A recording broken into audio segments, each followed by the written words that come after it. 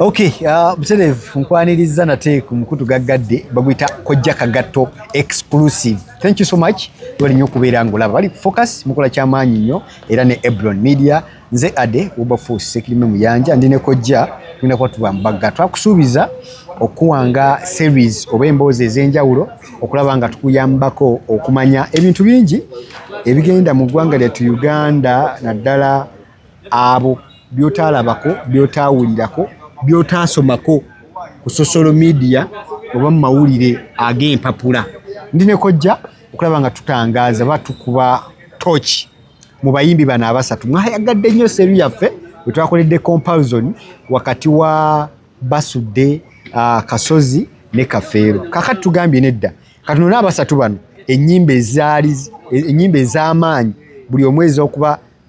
buli muyimbi n'oluyimba lwe olwasinga ettutumu oba omututumula ennyo ne biki bye lwamukolera mu bulamu bwe era lulimba lukyali relevant kati oba lwasirika. Otherwise ne Kojja agenda kuba kubuuzaako tube nga tugenda mu maaso. Kojja buuza kubalibwa Kojja kate. Abalabi baffe bonna gye musinziira mbalamusizza nnyo abalabi b'emikutu gino gaggadde kati mugifudde gaggadde omuli Focus Media, Focus TV, omuli Ebron, omuli ne Kojja Kagatto exclusive. Exclusive kitegeeza nti ofuna ekintu ekisukkulumu. Very true. N'olwekyo weeyune nnyo emikutu gino ojja kubeeranga ng'ofuna ebyo ebyenkizo mu ebyo ebiba bikoleddwa ebibaddewo ebitambula oba ebiwulirwa. Kojja tutandike n'omukulu ali mu comment section yaffe. Manyi nagala nnyo abantu batugobera mu comment section abadde Majembere. Omwami yeyita ati Majambere. Ati Majambere. Tumwebazaako ensoso akoze olukalala ensoso naddutya ddusoma. Asengese yeekenneenyezza era n'asunsula bulungi nnyo bye yabadde awandiika. Majambere oli mutuufu nnyo kuba watutte obudde okukola risaaki ate nti kye namwagaddeko kimu bwe yabadde amaliza yagambye nti sigamba nti nze oli gwe ngamba nti yayimba bubi yayimba bulungi nnyo naye n'omulala naye waddembe okukola risaaki ku ebyo n'alaba ki kyeki n'ayawula ki kyeki naye nga bonna bayimbi b'amaanyi nnyo. Webale nnyo webalire ddala mwami Majambere. Waliwo omulala ye yagamba nti mwami Kagatto oli mutuufu nnyo nkwagala nnyo era na subscribe nze naye anti oluusi ojjayo enjala ku gundi teriiyo muntu oluusi owakula entalo ndala ku bya Kafeero. Si wakula ekyo kyo nja musazaamu kyayogedde si wakula wabula kakati gwe kale mbuliro oyina emyaka emeka olyokola benganza awakula gwe ku byomanyi nange ku byemmanyi ku muntu gw'olowooza gwe mpakulirako entalo. It's like kati oli bw'ajja olwaleero n'ayogera ku ttiimu y'omupiira gwe gye wagirira emyaka 5 ng'ate togulangako ku tikiti egenda kulaba mupiira ogwo naye nga ogulabira mu mayiro 6 naye nga ogyogerera ebiwanvu ennyo. Kati abantu abasinga obungi boogera ku muntu gwe batamanyi gwe bataalabako abawulirayo enjala nkugirayo enjala kuba oba oyogera ebifu gwe bw'oba oyagala nkulumbe nkulage nti nzi mpaka bw'okiyita okuwakula entalo gwe nnumba ng'omuntu nga omanyi mmwe problemu gye mulina abalabi baffe mulina ekizibu ky'okuba nti oba mwagala views oluusi n'obuukira omuntu. Kati nze bwe mba mpadde endowooza yange gwe gy'otasobola kuwa ate gwe n'onnumba kunvuma nga nze nja kukulaga nti mu nsi si ggwe omanyi okuvuma wekka. Awo otabuka abamanyi okuvuma tuli bangi naye abamu twebikkako kuba ffe twakuzibwa bantu twagambibwako era twogerwako. Atugoberera ku mikutu gwaffe guno gwa Kojja Kagatto exclusive nkujjukiza episode gye tugendako ndowooza bwe mba seerabidde episode eno ya 17 nga tuli mu kusengeka music icons abayimbi bano ab'amaanyi. Twasukulumyamu Paul Kafeero era gyevuddewo emungi nnyo okuva ku episode eyasooka ate agira baddayoko ogyekkaanyo gye nga tuzimba obulamu bwa Kafeero omutegeere wamu ne banne abalala. Otherwise Kojja abayimbi bano abasatu nnyimba ki ezo ez'enkizo omu ku omu lumu olwasukuluma ku balala tugende tusondeko olumu bwe tusooka nalwo tubawe vidiyo ez'enjawulo. Abayimbi abasatu ani naani? Hamani Basudde, Livingstone Kasozi ne Kafeero. Twagalako oluyimba gye bayita mega oluyimba kabuna mawanga dumulumu ku bana abasatu. Nina omukisa okuba nti bonna baatandika okuyimba nga wendi era nali musaale nga teepu zaabwe oba entambi zaabwe ezo zifuluma n'okusobola okumanya entambi ezitambula. Manyi omuntu kuba n'oluyimba waliwo ennyimba nga lwotandikiddeko lukutunze nnyo n'otaddamu kukuba lulala lukutunda kukuteeka kussa oba ku mutendera nga gwe watandikirako. Twalabako wano omwana bayimba olusuku lwa seminti terwamulemu oduzzaako simuulya wali bangi nnyo abayimba ennyimba ne babulira n'aleeta oluyimba lumu ne lubirawo bangi nnyo waliwo oli yayimba nga erinnya lyange mu butuufu mpitibwa Tony bamuyitanga ekisuze kire bweru n'onyamani yalemwa okuzzaako olulala kati abayimbi abo buli omu kati Kasozi yatandika n'oluyimba baluyita essaawa y'omunaana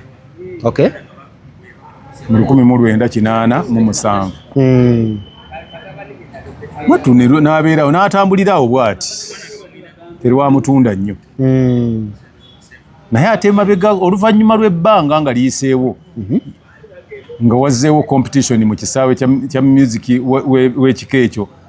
yakuba oluyimba oluyitibwa Jessica Nababi lwamutunda nnyo Nababi ne Night ku Mawofumbe izo ennyimba bbiri zaali z'amaanyi nnyo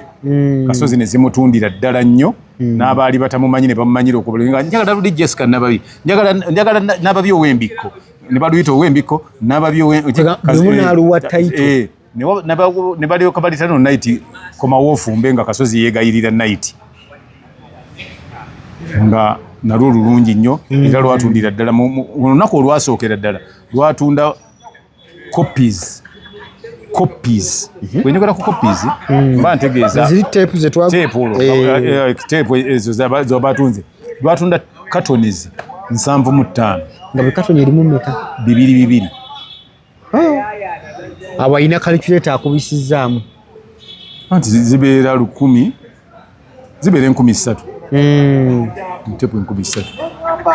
kopi 3,000 bwe kati beera n'ebyotunda otundeko ebintu 3,000. You know what it means kiba kyamaanyi. Waliwo oluyimba gundi basudde yakufulumya oluyimba olwasookera ddala yasooka okufulumya mu 1987 yalufulumya nga baluyita nenda Kasozi teyafulumya terwafuluma 87 olwa Kasozi lwafuluma mabegako lwafuluma ba 88 awo kubanga webegattira Kasozi balijidde Margaret Nampa na Kisozi Sengendo Elfred Kimera Rosette Nakubulwa Godfrey Muwaya Godfrey Bunjo ne bakola picking guitarists nga bali tuli awo wakasajja lwafuluma ko mabiko naye ate zine olwamutunda gundi Nababi nezikubibwa mu 1887 awo 88 kojja ennyimba za Livingstone Kasozi oluyimba luno olwa Dunia Weeraba lugwawa nalwo lugwayo naye anti lwatunda naye yali amaze okufuna erinnya ate kyakubiri kati abantu tebakyalwagala omanyi bw'oba oyagala ekintu ekirungi ennyo kyekyo ekisigala nga bakyakikola ki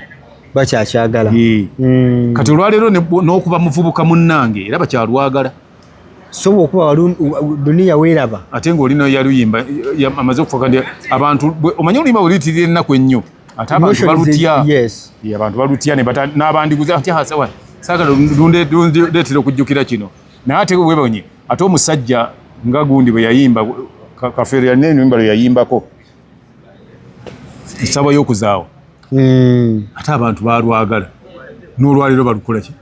bakyalukuba ate bwewunye nga bafiiriddwa tebayinza kukuba Dunia Weeraba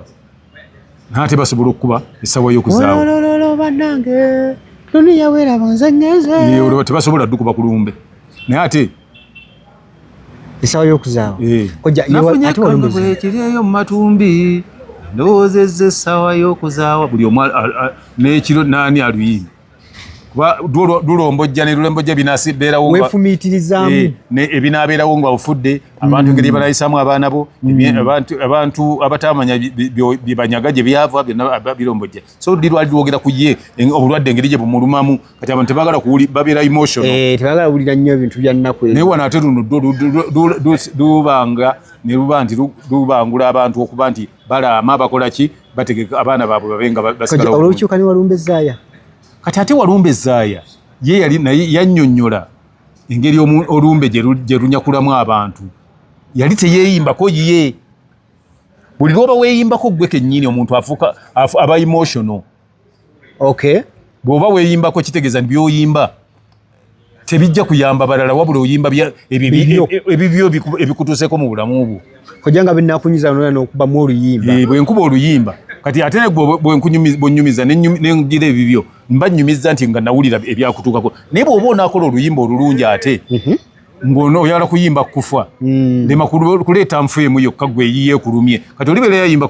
duniya weeraba yayimba ku lulwadde nga siriimu yamulumye ye teyalowoozayo ndi baliwo bali kuba amasasi nti abalifiira mu nnyonyi abali batomerwa emmotoka abatemu be balitta bali kuba amayinja naye ebyo kafeera ate bwe yalinga ayimba ye yabizinga wamu Walumbe Zaaya we yafukwatira ekifo ekikola ki ekisooka era ne lumufuula golden boy of Africa n'alyoka ate ayongera nga so yali atandise ne muvubuka munnange naye yali w'amaanyi nnyo n'addamu n'akuba oluyimba olulala era olwamufuukira ennankani Dipo Naziggala lwakola likodi mu byonna lwakola likodi mu kugula alubamu eyo okugulwa ssente nnyingi ennyo yagulwa obukadde 65 tewali yali atunze alubamu mu biseera ebyo n'olwaleero teri yali atunze alubamu mu ssente ezo bukadde 65 era bisirikirwa 22 bisirikirwa yagenda n'akola ddiiru eyo ne mwami bamuyita Mutyaba n'amala Dipo Naziggala lwe lumu kweza ennyimba ezasinga okutundibwa alubamu ssente obuwanana era alubamu eyasinga okugulibwa kuva ku kigambo ggo nti efulumye oba batandika oginoonya nga tennafuluma nkitegeera kati nga bino betuzikubakubamu nti katulukubemuuko oli yagenda neyerabira n'akuba olulamba abantu ne balurikodinga nga ateekako lumu abantu ne bazigula naye bwe yafuluma yatunda gundi copies ezawera 3 olunaku lumu copies 3 olunaku lumu ne batuuka okuba nti bagenda ewali yazifulumizza nga talina wangi nga talina ze tuweddeko mujja kudda enkya kojja musengekayo ennyimba za Kafeero ezo bbiri zez'enkukunala awali nnyingi ŋŋamba ezakira Kabuna Mawanga ti waliwo olulala baluyita ekyali ekintu kyange bantu balwagala nnyo kuba tewaliwo atalina muntu yali amwagala n'amukyawa ng'ate yali akyamwagala so mu bulamu bwaffe bwa bulijjo buli muntu alinawo lumukoonako kaabe ng'ayimbye ku lwa Walumbe era waliwo lumukonerako ne bwe yayimba ku muvubuka munnange ngera lumukoonako n'akuba n'oluyimba olulala olulimi lwange nga tofuddeeyo oba oli mu Lugwala oba oli mu Kyoli oba oli mu Lango oba oli ki nga taze kususuuta Luganda olulimi lwange nti gw'omunyolo ddayo abaana bo banyigiriza olunyolo gw'omusoga buli gy'ova abaana bo bayigiriza oluki kati oyo naye n'ayitawo bwe yalimba oluyimba lwali lwamanyi waliwo n'oluyimba olulala yatuyimba baluyita n'omwana w'omuzungu lwatunda ate n'abamawanga abalala ne balwagala olwokuba baali balamu omuntu kala yaabwe era ekyo ekivulu kye kyatambuzibwanga e Bulaaya yonna yayimba ennyimba nnyingi nnyo kati ojja kuwulira oluyimba nga galenzi mmwe buli muntu alulinda mulimu abantu oluyimba lwe bataateekako nankani bwe bataateekako nnyo nankani lwe bataateekako nnyo birowoozo byabwe nakutwala naye baluyita bamusaayi muto. Yes. Ate zonna ziri ku alubamu emu Walumbe Zaaya. Musaayi muto luli ku Walumbe Zaaya. Teyayonoona. Na kwe kuli Walumbe Zaaya, ye kwe kuli Musaayi muto, kwe kuli n'oluyimba ab'emikwano. Kajja teyayonoona kiringa okuddira ebinyeebwa n'otekamu ebijanja ekyennyanja. Oba toyonoonye. Bbiri oboozi ono. Kisinziira bw'oba otegeera naye oba toyonoonye. Bw'olowooza nti omuntu omusajja aba musiru n'akola emmotoka nga nnungi nnyo edduka ate tenywa mafuta ate ng'erimu music mulungi ng'ate emitto eri comfortable olwo aba ayonoonye. Simanyi bwe mutegeera. Yalunga alubamu ye n'amanya nti alubamu Walumbe Zaaya ekyagikozesa kityo bwe twali tulikodinga ng'oluyimba lwa nnaku nnyo twasukka okuba olw'ennaku nga bw'otayogerako nnyimba ndala nnungi duliikiriza abantu baali gikyayi. Naye oli bwamala okuwuliriza Walumbe Zaaya n'ayimbirayo ate bamusaayi muto bw'amala ekyo n'akugamba ab'emikwano mbanjadde nyabula munoonye ekyokunkola omwana w'ekima niigiina akugjayo mu memory eri gye w'obadde n'okomawo kati ekyo ye kafeero mega hits basudde ye yeeragirawo nga yakatuuka kujja kuba basudde kuba gundi yakulinamu nnyo omukono munene nnyo Matiya Kakumirizi. Matiya Kakumirizi namunoonya nako naŋŋamba ajja kutuwayo Matiya Kakumirizi okujja kuba basudde yakulinamu nnyo omukono. Ffenna twabalaba nga bazijja ne bye twagamba nti ekitegeeza muzeeyi wange Matiya Kakumirizi ajja kumpa sitoole y'okujja kwa basudde bulungi. Anti kuba kati abantu edo bamala omugaana Matiya Kakumirizi n'amukwata ne bagenda naye wa Matiya wani wa Dani Mugula ne Dani Mugula n'atamukkiriza Matiya Kakumirizi n'asigala nga tamutadde era nabagenda paka lwe yamutuuse wani wa Moses Katende.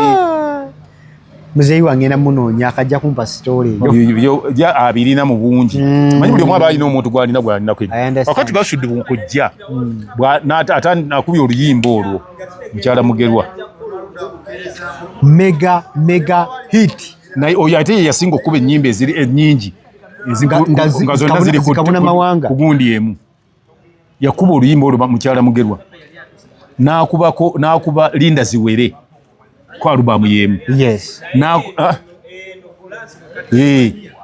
N'akubirako oluyimba Mire Nannyondo ku alubamu y'emu. N'akubirako ebikookolo abakyala okweyerusa alubamu y'emu. Kati ennyimba yayimba nnyingi nnyo ez'amaanyi ku alubamu emu. Kujja mu kusengeka kw'abasudde luyimba ki gye tugamba nti eyo ki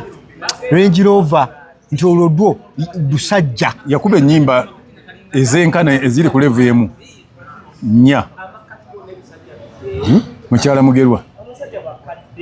Baasi Dunia ennimiro y'oku Buganga n'oluyimba olulala baluyita mu Bunengoye zaali ku level y'emu tewali luleka lunne waawe ate n'akuba endala era ezizigoberera nazo zaali nnyingi yakuba mukyala Kandida ne balugjamu bagira ne Pirisiira. Yes. Kati n'akola ennyimba zo buli mukadde gwe balaba nga yeesibye ku bawala abato bamuyita Pirisiira buli gwe basanga nti omukadde oyo nno Kandida. Kati olaba producer soko mbuli tutyawo kati n'akuba oluyimba waliwo oluyimba mulamu tonnenya kuvaamu ggambo abantu lwabakwatako nnyo kubanga lwogera ku bulamu bwa bulijjo abakyala balwagala ne balaba abasajja engeri gye bakwanamu baganda baabwe n'obulamu baganda b'abakyala bwe batuukamu ng'olivudde ki muganda wo mu bufumbo omuli mu ekkooti y'akawemba tuli ku alubamu emu kati ate alubamu eyo si yemu naziri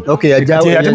mulamu tonnenya kuvaamu ggambo era yafuluma bagiyita mulamu tonnenya kuvaamu ggambo ekitegeeza nti abantu bonna kojja abantu bano ababiri naddala Prince Paul Cafe ne basudde kwegamba bakufumbiranga alubamu n'ogenda okugigulanga nawe omanyi kyonoona nti kati kino kyenonye kyekyo. Bwe baali bajja mu music ekintu kye baaleeta baayagala kujjawo kye baasangawo nga omuntu akuba alubamu ateekako oluyimba lumu olunyuma endala n'akubirira mangu ajjuze teepu. Kojja nkategedde nti twagulanga teepu edda naye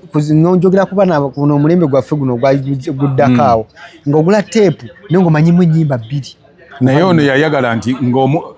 kubeerabiza bibaddewo nga bw'otegula teepu ate bw'oba oli ku luyimba olusooka ng'ate abalala baagala lusembayo oba oli ku lusembayo ng'olegamba nti ate waliwo oluli eri luyitirivu. Nga teepu yonna enagisengese. Waliwo yakuba oluyimba Kasambalyanda.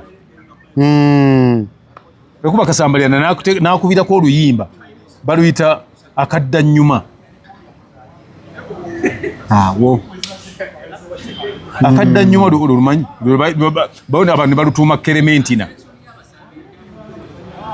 Kerementina twali twabya Lumbeerwe ebuyoga wano kankulagirire kyabakuza wowetera kulitya eddene naye nga introduction yokka gyakola luyimba lulamba ne lutunda buli wamu wonna buli w'olibeera. Awo Kerementina oli bwaluyita Kerementina oli aluyita Akaddanyuma oli atuma gundi buli mulwadde wa Lumbeerwe n'alina ettima oluyimba lwali lulungi nnyo. Kojja kati nno mpadde ngenda kuwa obuzibu mu nnyimba zonna ze twogedde ez'abayibi bano abasatu ate nkunoonyaamu oluyimba lumu bitugende kulaba mu episode eziddako nga tulusoosowaza okutunuulira biki ebikola oluyimba okulufuula lunnaggwano mweno episode nga tugiwumba mu bakojja. Nsaba omulabi waffe ogende naawe mu comment section teekayo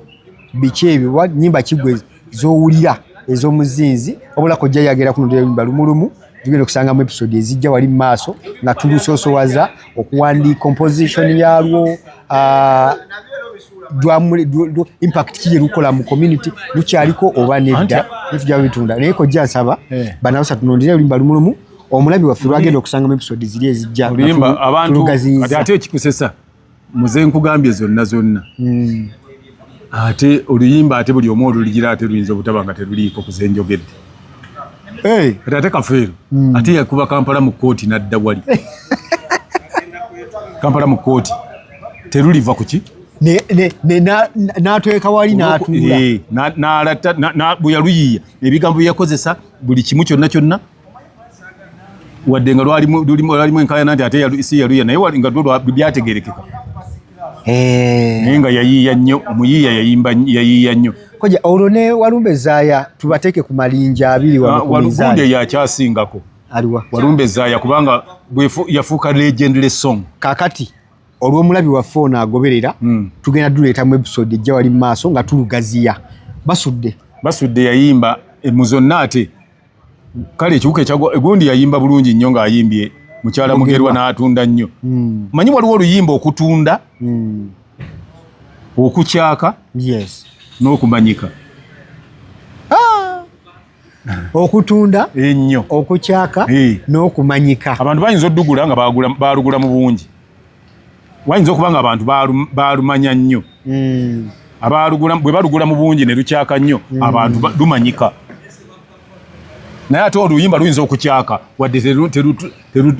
terukoze eki terutunze naye ne lukyaka. Kojja compassion yaffe tugiteeke ku kukyaka kumanyika ennyo oluyimba kubeera nga okututumuka. Oluyimba okututumuka mbasudde empaya olumu twese osanga mu episode ekiwuka ekyagwa mu ntamu basi dunia tumuleke mulungi naye ati ekiwuka ekyagwa mu ntamu lwalina composition yali mpitirivu lwalina creativity